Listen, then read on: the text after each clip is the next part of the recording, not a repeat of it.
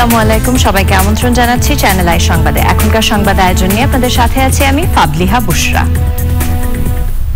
শুরুতেই চলুন দেখে নিই ফ্রেশ বিস্কিট সংবাদ শিরোনামগুলো।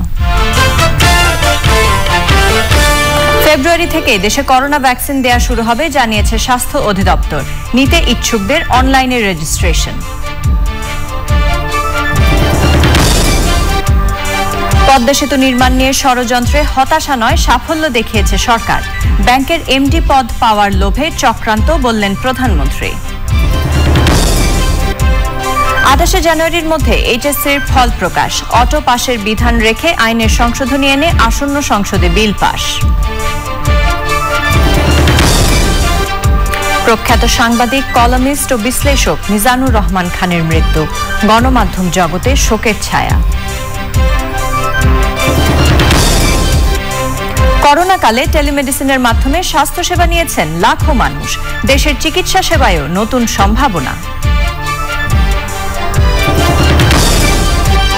এবং ক্লিন ঢাকা গড়তে সারা বছরই অবৈধ স্থাপনা উচ্ছেদের ঘোষণা মেয়র আতিকের। সবুজায়নের জন্য আরও ছাদ কৃষির আহ্বান।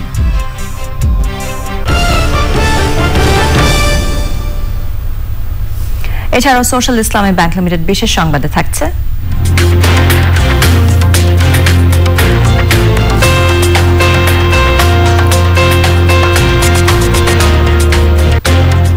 চীনে বিশ্বের সবচেয়ে বড় বরফ ভাস্কর্য উৎসবের খবর।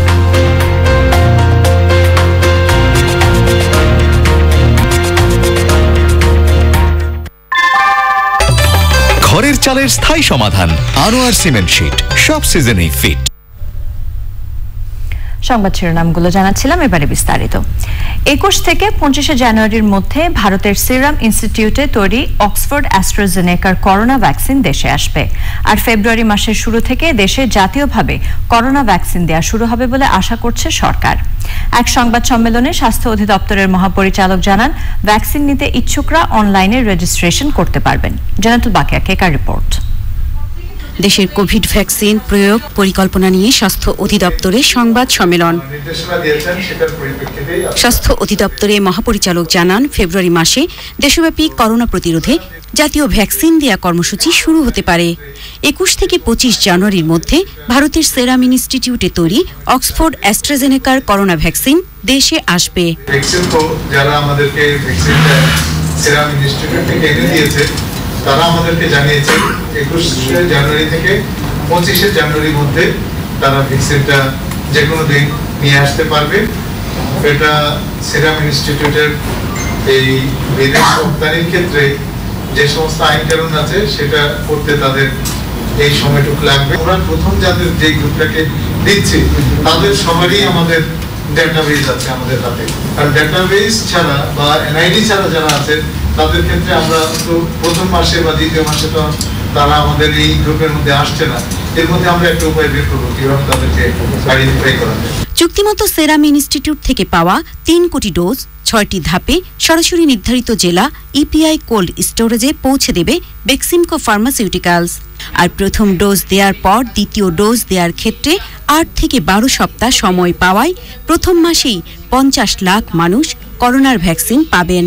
যেহেতু আমরা একটা সায়েন্টিফিক তথ্য পেয়েছি যে 8 সপ্তাহ থেকে 12 সপ্তাহ পর্যন্ত যাওয়া যায়, সেটা বিচার বিশ্লেষণ করে ন্যাশনাল ইমিউনাইজেশনের যে অ্যাডভাইজারি কমিটি আছে তাদের কাছ থেকে পরামর্শ নিয়ে আমরা আমাদের এই প্ল্যানটা অলরেডি পরিবর্তন করেছি। প্রথম মাসে আমাদের 50 লক্ষকে দেওয়া হবে, পরের মাসে আবার নতুন 50 লক্ষকে দেওয়া হবে। এতে হবে কি 1 কোটি মানুষকে একসাথে ভ্যাকসিন দেওয়ার জন্য প্রচুর মানুষ ভ্যাকসিনের আওতায় আসায় এই রোগের ট্রান্সমিশনটা কম হওয়ার সম্ভাবনা আছে এবং এই পদ্ধতি পৃথিবীর অনেক বেশি এখন ফলো হচ্ছে। ভ্যাকসিন দেওয়ার ক্ষেত্রে কেন্দ্র হবে মেডিকেল কলেজ হাসপাতাল, বিশেষায়িত হাসপাতাল, বক্ষব্যাধি হাসপাতাল, পুলিশ বিজিবি হাসপাতাল ও সিএমএইচ থেকে পর্যায়ক্রমে উপজেলা স্বাস্থ্য কেন্দ্র পর্যন্ত। জান্নাতুল বাকিয়া কেকা, চ্যানেল আই, ঢাকা। প্রধানমন্ত্রী শেখ হাসিনা বলেছেন, পদ্মা সেতু নির্মাণ নিয়ে যে ষড়যন্ত্র হয়েছিল তার আঘাতে হতাশা নয় বরং সফল হয়ে দেখিয়ে দিয়েছে সরকার। মন্ত্রিসভার বৈঠকে যোগ দিয়ে প্রধানমন্ত্রী বলেন, একটা ব্যাংকের এমডি পদ পাওয়ার লোভে পদ্মা সেতু নিয়ে ষড়যন্ত্র করেছিল এদেশেরই কিছু মানুষ। সময় ইসলামের রিপোর্ট। গণভবন থেকে ভার্চুয়ালি এবছরের প্রথম মন্ত্রিসভার বৈঠকে যোগ দেন প্রধানমন্ত্রী শেখ হাসিনা। ইংরেজি নতুন বছরের শুভেচ্ছা জানিয়ে দেশকে উন্নত এবং সমৃদ্ধ করার জন্য পঞ্চবার্ষিক পরিকল্পনা বাস্তবায়ন সহ নানা বিষয়ে কথা বলেন প্রধানমন্ত্রী। সে সময় তিনি বলেন, সরকারের 12 বছরের উন্নয়নের সবচেয়ে বড় মাইলফলক বিদেশি সাহায্য ছাড়া সম্পূর্ণ নিজস্ব অর্থায়নে প্রমত্তা পদ্মার বুকে সেতু নির্মাণ।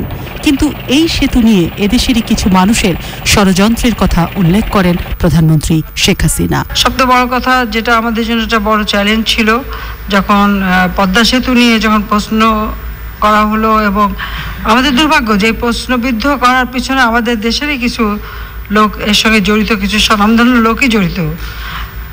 এটাই হচ্ছে সব থেকে দুর্ভাগ্যের বিষয়, যে সামান্য একটা ব্যাংকের এমডির পদের লোভে একটা দেশের সার্বিক উন্নয়নের একটা বিরাট যে সুযোগ পদ্মা সেতু, যা দক্ষিণ অঞ্চলের 22টি জেলা এবং সমস্ত এলাকার মানুষগুলির ভাগ্য পরিবর্তন করতে পারে, আমাদের জিডিপিতে প্রায় 2% এটা যোগ হতে পারে, সেই পদ্মা সেতুটাই বন্ধ করার ব্যবস্থা নিয়েছিল। যা হোক, বোধহয় একটা আঘাত আসলে মানুষ অনেক সময় সচেতন হয় এবং নিজের কাজ করা শেখে। তা আমরা সেটাই শিখেছি।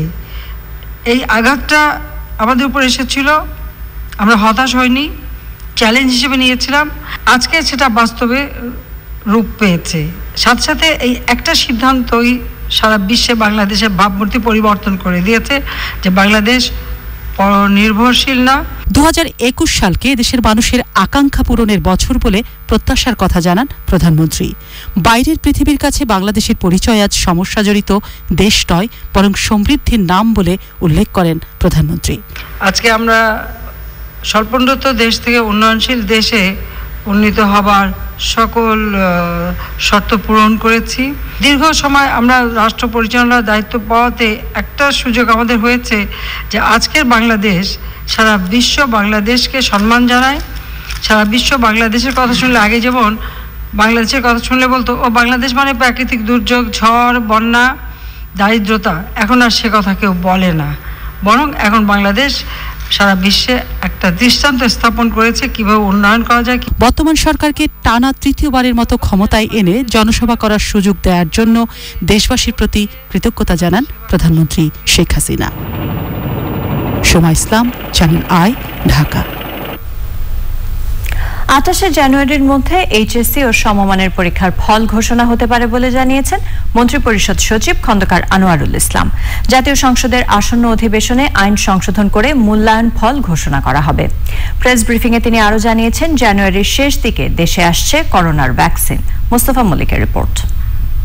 প্রধানমন্ত্রী শেখ হাসিনার সভাপতিত্বে মন্ত্রিসভার নিয়মিত বৈঠকে অন্যতম আলোচিত বিষয় ছিল এইচএসসি ও সমমানের পরীক্ষার ফল প্রকাশের জন্য আইনের সংশোধন। এক সপ্তাহের মধ্যে সংসদ বসছে, সেই কারণে আর আমরা অধ্যাদেশ না করে আমরা ওই 18 বা 19 তারিখেই যেন আমরা আইন হিসেবে, বিল হিসেবে এটা প্লেস করতে পারি, সেটার জন্য অনুমোদন দিয়ে দেওয়া। বৈঠকের পর সচিবালয়ে প্রেস ব্রিফিংয়ে সরকারের সিদ্ধান্তের কথা জানান মন্ত্রিপরিষদ সচিব। ক্যাবিনেট সিদ্ধান্ত দিয়েছে না, দরকার নেই, কারণ এটা যদি আমরা যদি এখন অর্ডিন্যান্স করি, তো তাইলে আবার অর্ডিন্যান্স গিয়ে পার্লামেন্ট থেকে এসে আবার ক্যাবিনেট থেকে আবার ভেটিং করতে করতে সময় পাওয়া যাবে না, কারণ মাত্র 10 দিন আপনার পার্লামেন্ট বসবে এবং প্রথম অধিবেশনেই এটাকে আপনার পাশ করে দিতে হবে। তো সেই জন্য ক্যাবিনেট সিদ্ধান্ত দিয়েছে যে না, এটা অর্ডিন্যান্স করার দরকার নাই, এটা আপনার সরাসরি অনুমোদন, ভেটিং সাপেক্ষে অনুমোদন দেওয়া হলো। এটা একেবারে পার্লামেন্টে গিয়ে ফার্স্ট দিনে এটা পুট আপ করে 2-3 দিনের মধ্যে আইন করে তারপর যাতে 25-26 তারিখ বা ম্যাক্সিমাম 28 তারিখের মধ্যে রেজাল্ট 3 তারিখ দিয়ে দেওয়া যায়। করোনা পরিস্থিতিতে 2021 সালের এসএসসি ও এইচএসসি পরীক্ষার্থীরাও অনিশ্চয়তায় রয়েছে। সচিব বলেন, বিভিন্ন আলোচনায় উঠে আসে এই প্রসঙ্গ। 2021 সালে যে এসএসসি এবং এইচএসসি ওরা খুবই সংকটের মধ্যে আছে, ওরাও আসলে জানে না যে কি হবে। ওনারা এক প্রেজেন্টেশনের সময় বলছে ওইটা নিয়েও তারা চিন্তা করতেছে, অলরেডি তাদের একটা প্ল্যান প্রোগ্রাম আছে। সচিব জানান, জানুয়ারির শেষ দিকে দেশে আসবে বহু প্রতীক্ষিত corona vaccine. Mostafa Mallick, Channel I, Dhaka. প্রখ্যাত সাংবাদিক, কলামিস্ট, বিশ্লেষক ও দৈনিক প্রথম আলোর যুগ্ম সম্পাদক মিজানুর রহমান খান মৃত্যুবরণ করেছেন। ইন্না লিল্লাহি ওয়া ইন্না ইলাইহি রাজিউন। করোনা ভাইরাসে সংক্রমিত হওয়ার পর আরও কিছু শারীরিক জটিলতায় হাসপাতালে চিকিৎসাধীন অবস্থায় সন্ধ্যায় তিনি মারা যান। পরাগ আজিমের রিপোর্ট। মামলার ব্রিফ কি করে সম্পূর্ণরূপে নিজেকে প্রস্তুত করে কি করে আদালতে যায়। দেশের একজন গুণী সাংবাদিক ও কলাম লেখক মিজানুর রহমান খান আইনের নানা ব্যাখ্যা, বিশ্লেষণ ও মতামতে উৎকর্ষতার চর্চায় ছিলেন নিবেদিত। গত 2রা ডিসেম্বর করোনা ভাইরাসে আক্রান্ত হওয়ার পর 5 ডিসেম্বর ভর্তি হন গণস্বাস্থ্য নগর হাসপাতালে। সমস্যা বাড়লে 10 ডিসেম্বর তাকে মহাখালীর ইউনিভার্সাল মেডিকেল কলেজ হাসপাতালে ভর্তি করা হয়। সেখানে আইসিইউতে চিকিৎসাধীন ছিলেন। অবস্থার অবনতি হলে শনিবার বিকেলে তাকে লাইফ সাপোর্টে নেওয়া হয়।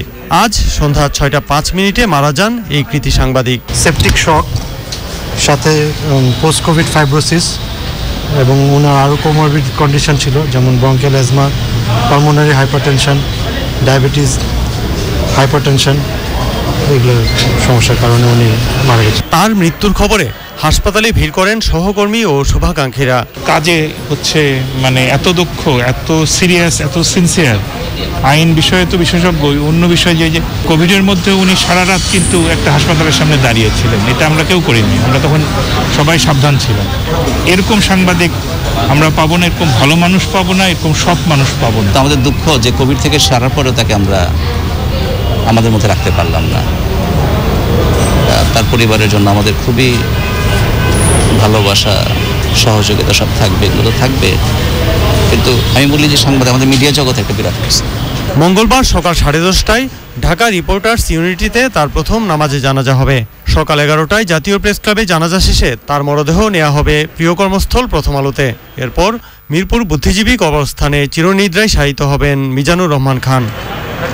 পরাগ আজিম, চ্যানেল আই, ঢাকা। করোনাকালে ডিজিটাল মাধ্যম ব্যবহার করে বা টেলিমেডিসিনের মাধ্যমে স্বাস্থ্যসেবা নিয়েছেন লাখ লাখ মানুষ। সরকারি উদ্যোগের পাশাপাশি বেসরকারি উদ্যোগেও চালু হওয়া টেলিমেডিসিন সেবার উপর এখনও নির্ভর করছেন অনেকেই। এর ফলে তরুণ চিকিৎসকদের অনেকে কাজের সুযোগ পেয়েছেন। দেশের চিকিৎসা সেবায়ও এসেছে নতুন সম্ভাবনা। ই কমার্স নিয়ে লায়লা নওশিনের ধারাবাহিক প্রতিবেদনের 4র্থ পর্ব আজ। দেশে করোনা আসার পর যখন আতঙ্কে ঘরবন্দি মানুষ, অসুস্থ মানুষও যখন সুরক্ষার ভয়ে যেতে পারছিলেন না চিকিৎসকের কাছে, তখন আশার প্রদীপ নিয়ে আসে টেলিমেডিসিন সেবা। হালকা জ্বর আসা গত বছরের মার্চ থেকে ডিসেম্বর স্বাস্থ্য অধিদপ্তরের বিভিন্ন হটলাইনে করোনা সংক্রান্ত ফোন কল আসে 2,33,00,000। এ সময় করোনা সংক্রান্ত টেলিমেডিসিন সেবা নেয় 6,66,000 মানুষ। অ্যাক্সেস টু ইনফরমেশন A2I এর তথ্য মতে বর্তমানে 20টিরও বেশি প্রতিষ্ঠান ডিজিটাল হেলথ সার্ভিসের মাধ্যমে টেলিমেডিসিন সেবা দিচ্ছে। করোনাকালে টেলিমেডিসিন সেবা দিয়েছে এমন প্রতিষ্ঠানগুলো জানিয়েছে, স্বাভাবিক সময়ের চেয়ে এসব প্রতিষ্ঠান থেকে মানুষ 4 গুণ বেশি ফোনে ও ভিডিও কলে সেবা নিয়েছে। করোনাকালে এই সেবার প্রতি মানুষের আস্থাও বেড়েছে বলে জানান তারা। 20 সালের আগে আমাদের যে পরিমাণ লোকরা এই সম্পর্কে একটা ভ্রান্ত ধারণা ছিল, আস্থার অভাব ছিল, সেটা কিন্তু এখন আমরা দেখছি যে অনেকখানি ফিরে এসেছে। রোগের কাছে ডাক্তার দেখানোর উদ্দেশ্যটা কি? সুস্থ হয়ে ওঠা। সেটা যদি টেলিমেডিসিনের মাধ্যমে এবং বাসাতে থেকে আমি যদি একজন ডাক্তারের সেবা পেতে পারি, তাহলে ওয়াই নট বাসা থেকে আমি এটা করছি। করোনা আসার পর থেকে আসলে এটা আরো বেশি মানুষের চাহিদাটা বেড়ে গেছে। বিশেষজ্ঞ ডক্টরের সাথে রোগী সরাসরি ভিডিও কলের মাধ্যমে কথা বলতে পারছে। বলার পরে আমরা কিন্তু ওই প্রেসক্রিপশনটা অ্যাপের মাধ্যমে তাকে পাঠিয়ে দিচ্ছি এবং পরবর্তীতে ফলো আপ যে ব্যাপারটা সেটা কিন্তু থেকেই যাচ্ছে। এই ধরনের ডিজিটাল প্ল্যাটফর্মগুলো আসার পরে এমবিবিএস ডাক্তারদের কর্মসংস্থানের একটা ভালো একটা জায়গা তৈরি হলো। টেলিমেডিসিনের পাশাপাশি বিভিন্ন অ্যাপসে সেবা দিচ্ছে কিছু প্রতিষ্ঠান। স্বাস্থ্য অধিদপ্তরের সাথে যুক্ত হয়ে স্বাস্থ্য সেবা দিচ্ছেন তারা। আমরা 51টা ইউনিয়ন আন্ডার 36 ডিস্ট্রিক্ট 48 উপজেলা, যেখানে 16 লক্ষ মানুষের প্রত্যেকটা মানুষের ডিজিটাল হেলথ অ্যাকাউন্ট আছে। প্রতি মাসে ডোর স্টেপে তার হেলথ চেক আপ হচ্ছে এবং রেফারাল হচ্ছে আমাদের যে ডিজিটাল সিস্টেমের মাধ্যমে। কোভিড আসার পরে এটা খুব দ্রুত কমিউনিটি ট্রান্সমিশনে চলে গেল। 20 লক্ষের উপরে মানুষকে আমরা সারা বাংলাদেশে সেবা দিয়েছি 14,000 কমিউনিটি ক্লিনিকের মাধ্যমে। কোভিড কালে স্বাস্থ্য সেবায় মোবাইল ফোন ও তথ্য প্রযুক্তি যেভাবে সহায়তা করেছে, তাতে ই হেলথ ব্যবস্থাকে আরো জোরদার করার পরামর্শ দিয়েছে সংশ্লিষ্ট বিভিন্ন প্রতিষ্ঠান। Laila Nowshin, channel I, Dhaka.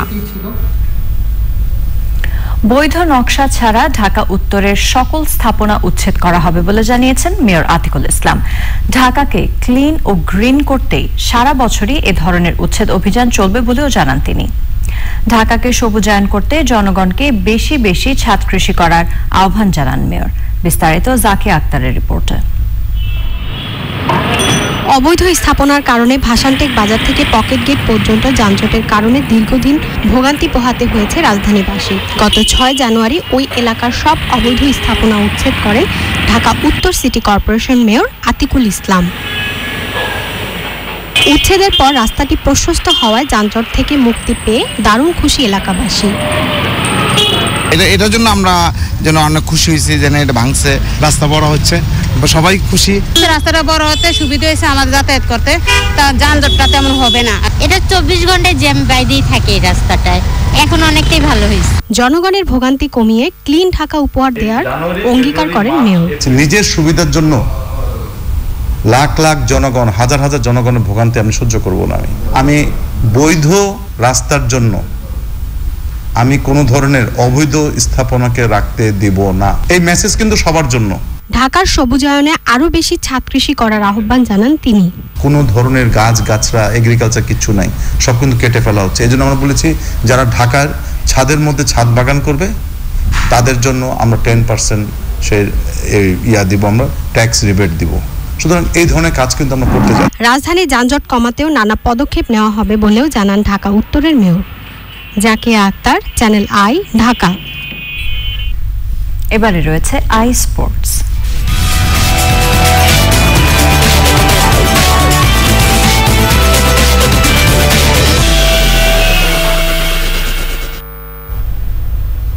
খেলাধুলার সব আপডেট নিয়ে আই স্পোর্টসে আছেন সহকর্মী আরিফ চৌধুরী। যাচ্ছি তার কাছে। আরিফ। বুশরা, ধন্যবাদ। স্বাগত জানাই আজকের আই স্পোর্টসে। আর শুরুতে জানাবো টিম টাইগার্সের প্র্যাকটিস ক্যাম্পের আপডেট। ওয়েস্ট ইন্ডিজের বিপক্ষে সিরিজের জন্য বাংলাদেশ দলের প্রস্তুতি ক্যাম্পের দ্বিতীয় দিনেও ব্যস্ত সময় কেটেছে টাইগারদের। এদিন ফিল্ডিংয়ে বিশেষ মনোযোগে ছিল team tigers. Fielding coach Ryan Cook বলেছেন, লম্বা সময় আন্তর্জাতিক ম্যাচ না খেলায় সিরিজটি বেশ চ্যালেঞ্জিংই হবে তাদের জন্য। রিপোর্ট করেছেন তামান্না তানজিনা। করোনা যে নিয়ন্ত্রণে এসেছে এটা বলার কোনো সুযোগ নেই। এখানে আন্তর্জাতিক ক্রিকেটে ফেরার আনন্দটাই যেন বড়। বায়ুবাবলের মধ্য থেকেও বাংলাদেশ দলে সেই প্রশান্তির আবহ। ইনজুরির কারণে আপাতত বিশ্রামে আছেন ব্যাটসম্যান পারভেজ হোসেন ইমন। প্রাথমিক স্কোয়াডের বাকি সবাই অনুশীলনে আসছেন, ফিল্ডিং প্র্যাকটিস করছেন, ব্যাটিং বোলিং নিয়ে নেটে ব্যস্ত সময় পার করছেন। বাংলাদেশ দলের ফিল্ডিং কোচ জানিয়েছেন, লম্বা সময় ওয়ানডে ম্যাচ থেকে দূরে থাকায় বেসিক কিছু দিক নিয়ে আপাতত মনোযোগী ক্রিকেটাররা। আশা করছি বিরতির পর শুরুটা ভালোভাবেই করতে পারবে বাংলাদেশ। মাত্র 20 ওভারের ম্যাচ শেষ হয়েছে। ওয়ানডের জন্য তৈরি হতে কিছুটা সময় লাগছে। আশা করছি সিরিজের আগেই তৈরি হয়ে যাবে। গত বছর মার্চের 6 তারিখ শেষ ওয়ানডে ম্যাচ খেলেছে বাংলাদেশ। এরপর ঘরোয়া টুর্নামেন্ট দুটি হয়েছে টি20 ফরম্যাটে। কোচ বলছেন, ওয়েস্ট ইন্ডিজের বিপক্ষে সিরিজটি চ্যালেঞ্জিং হবে। আমি টেস্ট ম্যাচকে আলাদা করব না। লাল বল হোক কিংবা সাদা বল, যে কোনো ফরম্যাটেই ভালো ফিল্ডিং করাটা খুব জরুরি। আর 50 ওভারের ম্যাচে পুরো সময়টা খুব সিরিয়াস থাকতে হয়। ক্যাচ থেকে শুরু করে গ্রাউন্ড ফিল্ডিং, থ্রোয়িং সব ব্যাপারেই মনোযোগী হতে হয়। আমার এটা ভালো লাগছে যে ছেলেরা নিজেদের তৈরি করতে বাড়তি সময় দিচ্ছে। 14 ও 16 জানুয়ারি ওয়ানডে সিরিজের প্রাথমিক স্কোয়াডের সদস্যরা দুই ভাগে ভাগ হয়ে বিকেএসপিতে দুটি প্রস্তুতি ম্যাচ খেলবে। 3 দিনের কোয়ারেন্টাইন শেষে সব ঠিক থাকলে 14 জানুয়ারি অনুশীলন শুরু করবে West Indies. Tamanna Tanzina, channel I, Dhaka. তীব্র প্রতিদ্বন্দ্বিতা, রোমাঞ্চ আর উত্তেজনা ছড়িয়ে শেষ পর্যন্ত ড্র হয়েছে ইন্ডিয়া অস্ট্রেলিয়া সিডনি টেস্ট। চতুর্থ দিনের শেষ সেশন আর পুরো পঞ্চম দিন মিলিয়ে দ্বিতীয় ইনিংসে টানা 131 ওভার ব্যাট করে পরাজয় এড়িয়েছে ভারত। 407 রানের টার্গেটে ব্যাট করতে নামা ভারত পঞ্চম দিন শেষে 5 উইকেটে 334 রান করলে ড্র হয় ম্যাচ। 4 ম্যাচের সিরিজটি এখন 1-1 সমতায়। 2 উইকেটে 98 রান নিয়ে পঞ্চম দিন শুরু করা ভারতের ইনিংসে ছিল আক্রমণাত্মক আর রক্ষণাত্মক ব্যাটিংয়ের ভিন্ন দুই রূপ। মাত্র 4 রান যোগ করে অধিনায়ক আজিঙ্কা রাহানে আউট হলে ভারতকে লড়াইয়ে ফেরায় পূজারা আর পান্টের 147 রানের পার্টনারশিপ। 118 বলে 97 রানে আউট হওয়া পান্টের ব্যাটে ছিল ম্যাচ জেতার তাগিদ। 205 বলে 77 রান করা পূজারা তাকে দিয়েছেন চমৎকার সমর্থন। এরা আউট হলে ভারত হার এড়ায় হনুমা বিহারী আর রবিচন্দ্রন অশ্বিনের 259 বলে অবিচ্ছিন্ন 62 রানের পার্টনারশিপে। 3.5 ঘন্টা উইকেটে কাটিয়ে বিহারী করেছেন 23 রান, 39 রান নিয়ে অপরাজিত অলরাউন্ডার আশ্বিন। শুক্রবার ব্রিসবেনে শুরু হবে চতুর্থ টেস্ট। বাবা হলেন Indian cricket captain Virat Kohli. তার স্ত্রী বলিউড তারকা আনুষ্কা শর্মা আজ দুপুরে তাদের প্রথম সন্তান জন্ম দেন। বিরাট কোহলি নিজেই টুইট করে জানিয়েছেন যে তাদের মেয়ে হয়েছে। সুখবরে আপ্লুত ভারতবর্ষ সহ পুরো ক্রিকেট দুনিয়ার বিরাট ভক্তরা। আনুষ্কা ভক্তদেরও দারুণ এক অপেক্ষা শেষ হয়েছে। বিরাট আনুষ্কা গত আগস্টে জানিয়েছিলেন এই জানুয়ারিতে আসবে তাদের প্রথম বেবি। সন্তান সম্ভবা স্ত্রীর পাশে থাকতে টিম ইন্ডিয়ার অস্ট্রেলিয়া সফরের মাঝপথে ছুটি নেন বিরাট কোহলি। এবার ফুটবল প্রসঙ্গ। ফেডারেশন কাপ ফুটবলে টানা দুবার চ্যাম্পিয়ন হওয়া বসুন্ধরা কিংসকে যোগ্য দল হিসেবেই দেখছেন সাবেক বর্তমানরা।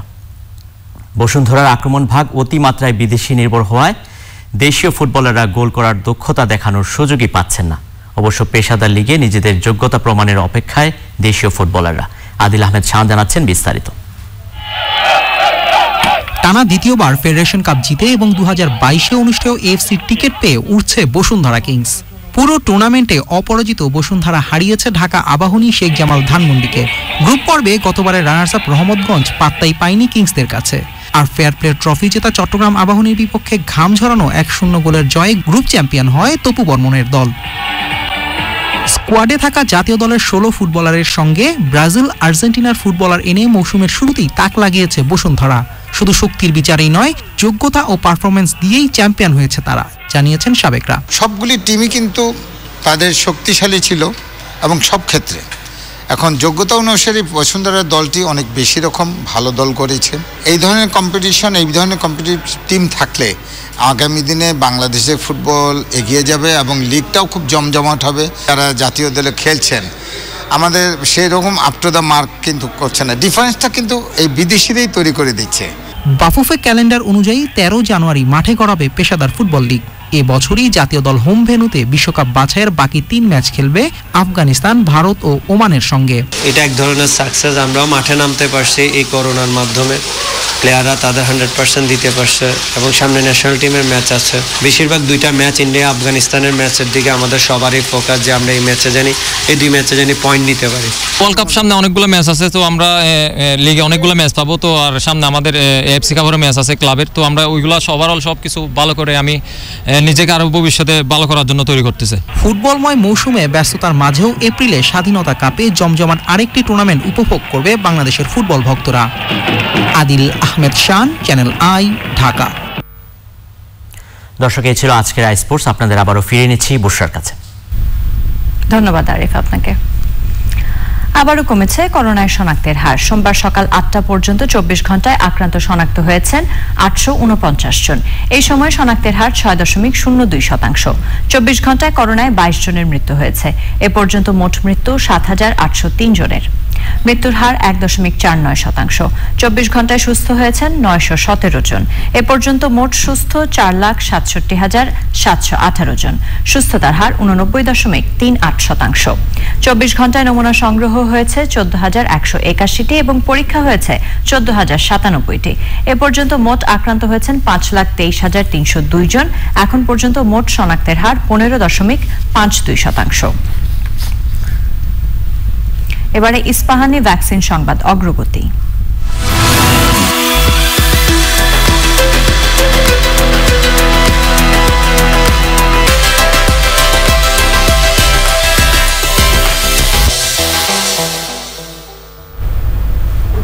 নিজেদের ভ্যাকসিন 2 বছর কার্যকর থাকার দাবি করেছে মার্কিন ওষুধ উৎপাদনকারী কোম্পানি মডার্না। জর্ডানে বুধবার ফাইজার বায়োএনটেকের টিকা কার্যক্রম শুরু। ইংল্যান্ডে আজ থেকে গণহারে টিকা প্রদান কর্মসূচি শুরু হয়েছে। এর আওতায় প্রতিদিন 2 লাখের বেশি মানুষকে ভ্যাকসিন প্রয়োগ করা হবে। স্পেনে ফাইজার বায়োএনটেকের ভ্যাকসিন পৌঁছেছে। করোনা ভাইরাসের উৎপত্তি সন্ধানে বিশ্ব স্বাস্থ্য সংস্থার তদন্ত দলকে চীনে প্রবেশের অনুমতি দিয়েছে বেইজিং। 14 জানুয়ারি ওই দলের চীনে পৌঁছানোর কথা রয়েছে। বিশ্বে করোনা ভাইরাসে মোট আক্রান্ত শনাক্ত 9,06,00,000 ছাড়িয়েছে।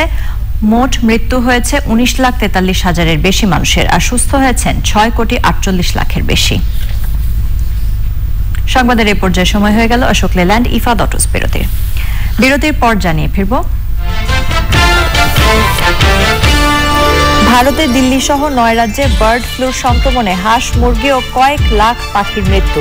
দিল্লিতে খোলা হয়েছে নিয়ন্ত্রণ কক্ষ। ওয়াও, দারুণ গ্লো! কি মেখেছিস? এটা গ্লো এন্ড লাভলি। নরম কোমল ত্বকের জন্য Glow and Lovely Winter Glow. Fair and Lovely Winter Glow এখন Glow and Lovely Winter Glow, যা দেয় রিচ ময়েশ্চারাইজারের কোমলতা আর মাল্টিভিটামিনসের glow. Glow and Lovely Winter Glow. নতুন Glow and Lovely Body Glow মিল্কে পাও মাল্টিভিটামিনের গ্লো।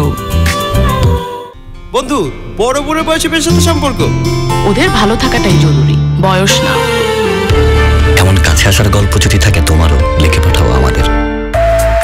মামা, একটা ছবি। আচ্ছা চল, রেডি? ওহ জোস। মামা, ফেস কই? রোদে তোর ফেসের যে হাল, তা কেটে দিয়েছি। ও মাম্মা, বডিটা তো ভালো, কিন্তু ফেসের কি হলো? গ্লো এন্ড হ্যান্ডসাম এর মাল্টিভিটামিনস ও ইউভি ফিল্টারস দেয় রোদ থেকে দ্বিগুণ ব্রাইটনেস প্রোটেকশন। ফেসের যত্ন নাও, রোদের ড্যামেজ ঠেকাও। এলো ভিট কাপল প্যাক অফার। এখন ভিট কাপল প্যাক 30 টাকা ছাড়ে মাত্র 150 টাকা। নিউ নর্মাল লাইফে ঘরের রংটা হতে হবে ভাইরাস ফ্রি। সেজন্যই বার্জার ব্রিথ ইজি ভাইরাকেয়ার এর সিলভার আয়ন টেকনোলজি তৈরি করে অ্যান্টিভাইরাস কোটিং, যা দেয়ালে আসা ভাইরাস ও ব্যাকটেরিয়া সাথে সাথেই ধ্বংস করে। ভাইরাকেয়ার যখন দেয়ালে, আমরা নিশ্চিন্তে। বার্জার ব্রিথ ইজি ভাইরাকেয়ার, সুরক্ষিত দেয়াল, নিরাপদ পরিবার। রাকিব, গোসল গরম পানি দিয়ে নয় তো। ব্যাস মামা, গোসলও ডেটল দিয়ে, নয়তো আর আমি নকুশ হয়ে থাকি। এই উদ্যোগের প্রশংসা করেছে স্থানীয় জনপ্রতিনিধি ও প্রশাসন।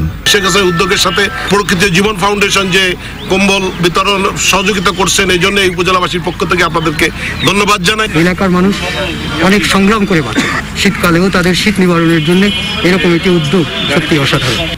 সরকারের পাশাপাশি কম্বল সহায়তা নিয়ে এগিয়ে আসায় প্রকৃতি ও জীবন ফাউন্ডেশনের প্রতি ধন্যবাদ জানিয়েছে জেলা প্রশাসন। প্রধানমন্ত্রী ইতিমধ্যে ঘোষণা দিয়েছে, কোনো মানুষ যে শীতে কষ্ট না পায় তাদের জন্য শীতের কম্বল ইতিমধ্যে বিতরণ করার জন্য নির্দেশনা দিয়েছে। যেহেতু উপকূলীয় অঞ্চল, এখানে আইলা, সিডর এবং নদী ভাঙ্গন এলাকা আছে, প্রকৃতির জীবনও সরকারের পাশাপাশি এই কম্বল বিতরণ করছে, তাদেরকে ধন্যবাদ জানাই। করোনাকালীন সময়েও কর্মহীন জনগোষ্ঠীর খাদ্য সহায়তায় পাশে ছিল প্রকৃতি ও জীবন ফাউন্ডেশন। খুলনার বটিয়াঘাটা উপজেলা থেকে ড্যানিয়েল সুজিত বোস, চ্যানেল। এবারে নিটল টাটা আন্তর্জাতিক সংবাদ।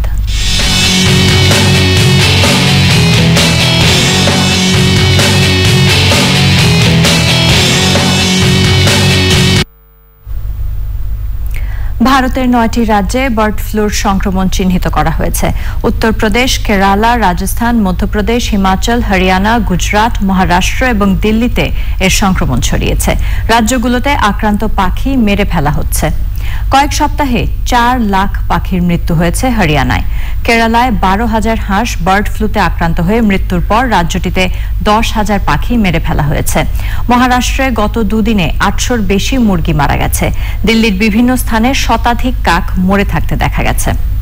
পরিস্থিতি নজরে রাখতে দিল্লিতে খোলা হয়েছে নিয়ন্ত্রণ কক্ষ। দিল্লির সবচেয়ে বড় পোল্ট্রি মার্কেট গাজীপুরে পাখি কেনাবেচা বন্ধ করে দেওয়া হয়েছে। সোশ্যাল ইসলামী ব্যাংক লিমিটেড বিশেষ সংবাদ।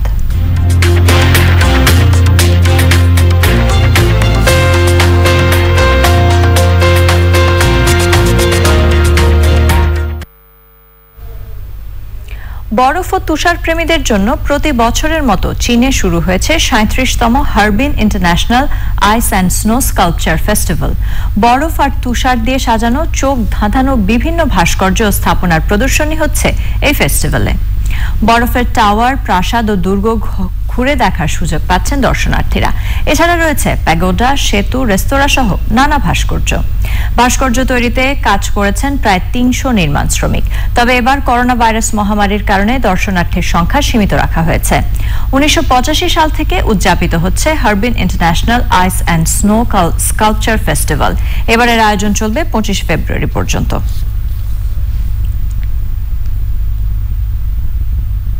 অর্থনীতি সংবাদ।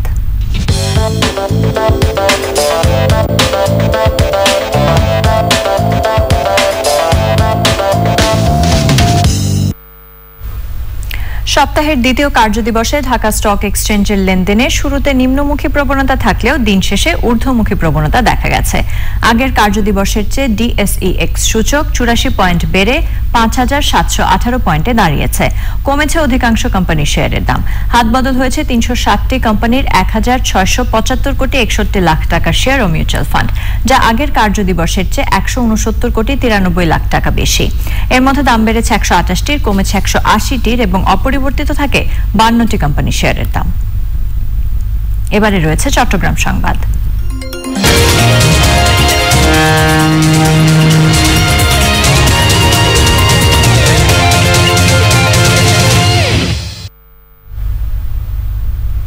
প্রথমবারের মতো বিলাসবহুল প্রমোত্তরী এমভি বে 1 ক্রুজ শিপ সংযোজন করেছে চট্টগ্রামের কর্ণফুলী শিপ বিল্ডার্স লিমিটেড। 105 কোটি টাকা ব্যয়ে জাপানের তৈরি ক্রুজ শিপটি 14 জানুয়ারি চট্টগ্রাম থেকে সেন্ট মার্টিন পর্যন্ত সরাসরি যাত্রা শুরু করবে। ক্রুজ শিপটি 2000 যাত্রী ধারণ করতে সক্ষম। প্রাথমিকভাবে সপ্তাহে 3 দিন যাত্রা করবে শিপটি। সর্বনিম্ন 3000 টাকা থেকে সর্বোচ্চ 50,000 টাকা পর্যন্ত বিভিন্ন প্যাকেজ ঘোষণা করা হয়েছে। এ উপলক্ষে সংবাদ সম্মেলনে এসব তথ্য জানানো হয়। বক্তৃতা করেন কর্ণফুলী শিপ বিল্ডার্স লিমিটেডের ব্যবস্থাপনা পরিচালক ইঞ্জিনিয়ার এম এ রশিদ। উপস্থিত ছিলেন কর্ণফুলী শিপ বিল্ডার্সের ঊর্ধ্বতন কর্মকর্তারা। এবারে রয়েছে পূবালী ব্যাংক লিমিটেড কৃষি সংবাদ।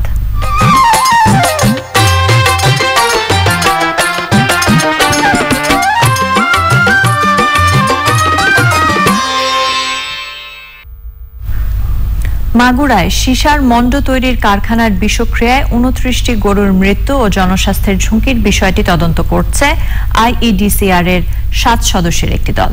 কারখানার বিষক্রিয়ায় ঘাস, মাটি ও ফসলের দূষণে 50টি কৃষক পরিবার চরম ক্ষতির মুখে পড়েছে। মাগুরা থেকে শামীম খানের পাঠানো তথ্য ভিডিওতে সুদীপ্তা মাহমুদের রিপোর্ট।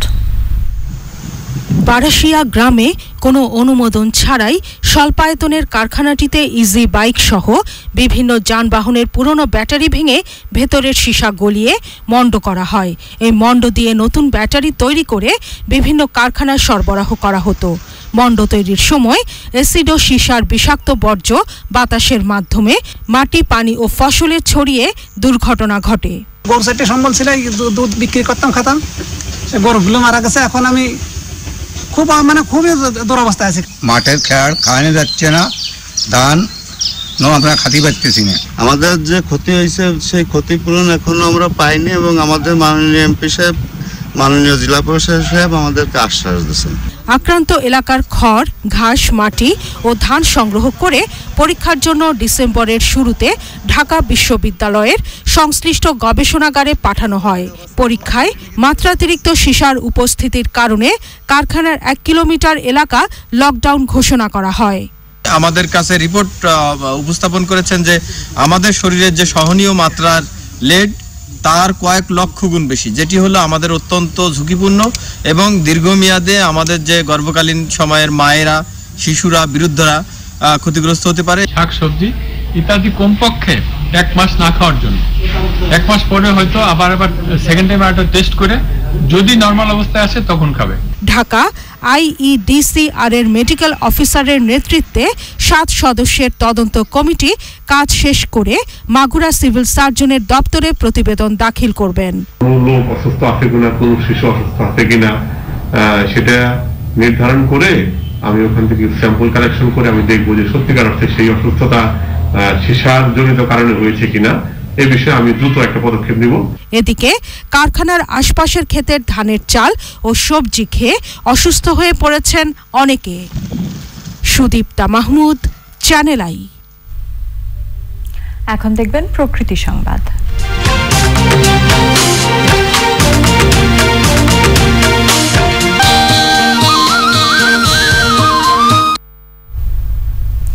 শীতের পিঠার ঐতিহ্য ধরে রাখতে শরীয়তপুরের ভেদরগঞ্জের রূপনগরে পিঠা মেলা হয়েছে। ভেদরগঞ্জ কৃষি সম্প্রসারণ অধিদপ্তরের পৃষ্ঠপোষকতায় রূপনগর মহিলা সিআইজি দল মেলার আয়োজন করে। মেলায় ছিল নানা স্বাদের রকমারি পিঠার সমাহার। শরীয়তপুর থেকে এস এম মুজিবুর রহমানের রিপোর্ট। ঋতুবৈচিত্র্যের বাংলায় প্রকৃতি সাজে তার নিজস্ব রূপে। শীত আসে উৎসবের আমেজ নিয়ে। সময়ের সাথে বদলেছে উৎসব উদযাপনের ধরন। শীতকালীন নতুন ধানের পিঠার ঐতিহ্য এখনও রয়ে গেছে। শরীয়তপুরের ভেদরগঞ্জে গ্রাম বাংলার ঐতিহ্যবাহী শীতের পিঠা উৎসবের আয়োজন। পিঠা মেলার স্টলগুলোতে শোভা পায় হরেক রকমের শীতের পিঠা। নতুন ধানের, নতুন চালের নতুন পিঠা, বিভিন্ন আইটেমের পিঠা আছে। এই প্রথম আমাদের এই জায়গায় নতুন পিঠার উৎসব হইতেছে, আমার থেকে খুব ভালো লাগছে। এত গোছানো পরিপাটি স্টলগুলো এত সুন্দর করে ওনারা আয়োজন করেছে, আসলে আমি ভাবতে পারি না। আয়োজকরা বলছেন মানুষকে উৎসব মুখর করে তোলে বাংলার প্রকৃতি। এই ঐতিহ্য ধরে রাখতে পারি প্রত্যেক গ্রামে গ্রামে, তাইলে আমরা সেই আগের দিনে চলে যেতে পারবো। শীতকালে আসলে আমাদের মনে হয় সে পুরানো পিঠার স্বাদ গ্রহণ, এগুলো যদি মাঝে মাঝে আমাদের আয়োজন করি তাহলে আমাদের সে পুরানো ঐতিহ্য আমরা ফিরে পেতে পারি। দেশের গ্রামীণ ঐতিহ্য নতুন প্রজন্মের মাঝে ছড়িয়ে দিতেই এ মেলার আয়োজনের কথা জানিয়েছে স্থানীয় প্রশাসন। শীতকালীন পিঠার আয়োজন আসলে আমাদের গ্রামীণ ঐতিহ্যের একটা গুরুত্বপূর্ণ অংশ। এই ঐতিহ্যটি হারিয়ে যেতে বসেছিল, তো এই ঐতিহ্যকে ধরে রাখার একটা ক্ষুদ্র প্রয়াস হিসেবে আমরা পিঠা উৎসবে সামিল হয়েছি। এই ধরনের পিঠা উৎসব আয়োজন করে আমাদের নতুন প্রজন্মকে পিঠার সাথে পরিচয় করে দেওয়া, এবং এটি যে গ্রামীণ একটা উৎসবের উপকরণ এবং মূল উপাদান ছিল আমাদের গ্রামীণ জনপথে, সেটাই আমরা যাতে ধারণ করতে পারি। পিঠা উৎসবে পরিবার প্রিয়জন নিয়ে অংশ নেন অনেকেই। শরীয়তপুর থেকে Mujibur Rahman, channel I. Exim bank বাণিজ্য সংবাদ।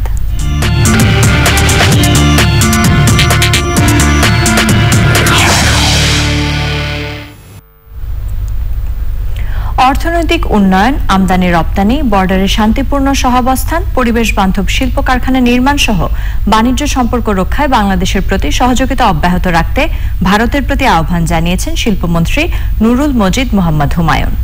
বাংলাদেশে নিযুক্ত ভারতের হাইকমিশনার বিক্রম কুমার দোরাইস্বামীকে সংবর্ধনা অনুষ্ঠানে এই আহ্বান জানিয়েছেন তিনি।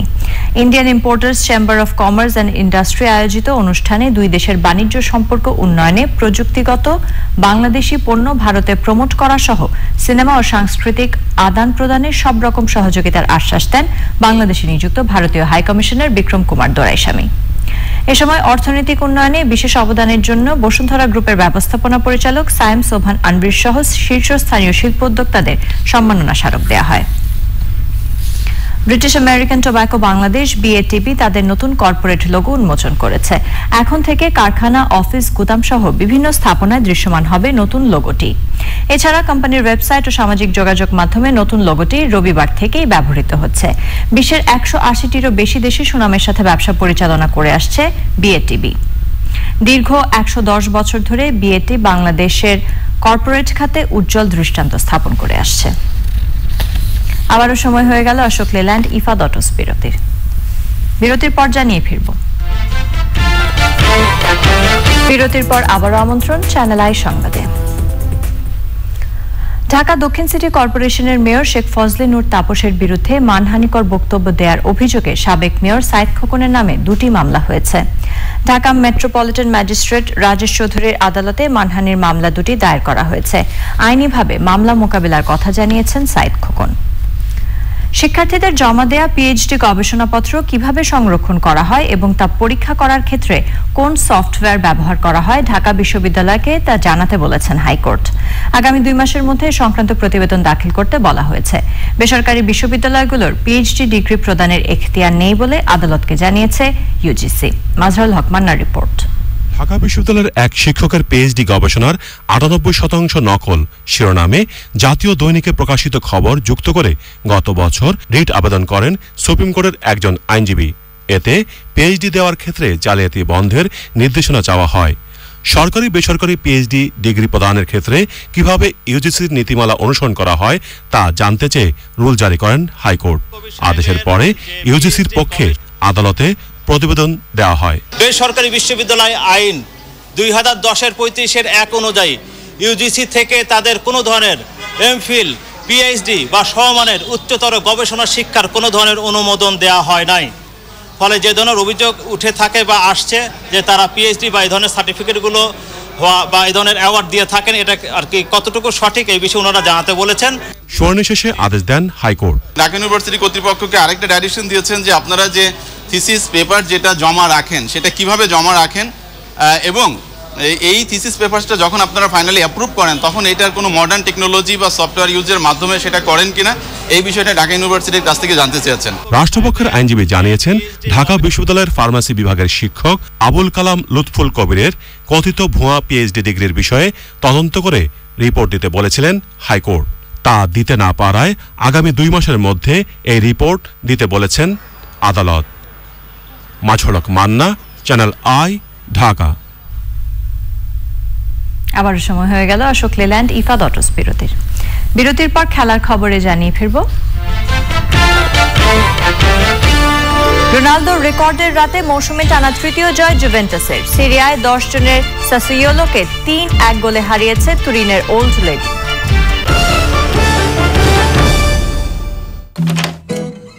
বাবা স্ট্যাচু আগে লাইফ বয়, তারপর আদর। দেখো এখানে ভাইরাস থাকতে পারে যা যেতে পারে আমার কাছ থেকে তোমার কাছে, তারপর অসুখ। তো আগে ভাইরাসকে স্ট্যাচু করে দেই। লাইফ বয় সাবান দেয় কোভিড-19 করোনা ভাইরাস থেকে 99.9% অধিক কার্যকর সুরক্ষা। সারাদিনের ব্যস্ততায় ত্বকের যত্ন নেওয়ার সময় কই, ফলাফল শুষ্ক ত্বক। এজন্য আমার চাই ভ্যাসলিন ডিপ রিস্টোর। এতে আছে ভ্যাসলিন জেলি